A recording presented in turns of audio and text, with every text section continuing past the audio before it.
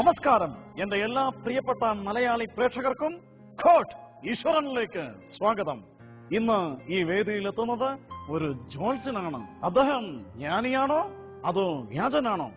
എന്തായാലും ഇഷ്ടം വരട്ടെ.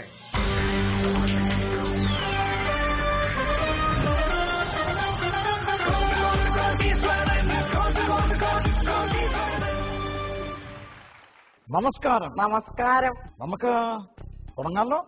ആരംഭിക്കാം. മീനൻ രാശിയിൽ ശിവൻ ലഗ്നാധിപസ്ഥാനത്ത് നിൽക്കുന്നതുകൊണ്ട് ചോദ്യങ്ങളൊക്കെ ചോദിക്കാൻ പറ്റിയ സമയമാണ്. ഉത്തരങ്ങൾ പറയാനും പറ്റിയ സമയമാണല്ലോ. അതെ, ആണല്ലോ. എങ്കിൽ നമുക്ക് തുടങ്ങാം. ആദ്യത്തെ ലക്ഷ്മണരേഖ കടക്കാം. ലക്ഷ്മണരേഖ കണ്ടോ? ലക്ഷ്മണരേഖ ആദ്യത്തെ കടമ്പ.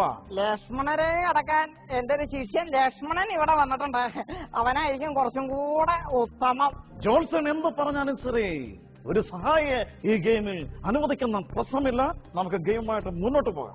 എന്താ നാളെ? എന്റെ നാള്? എന്റെ നാള് മൂലം. എന്താ മൂലമാണോ?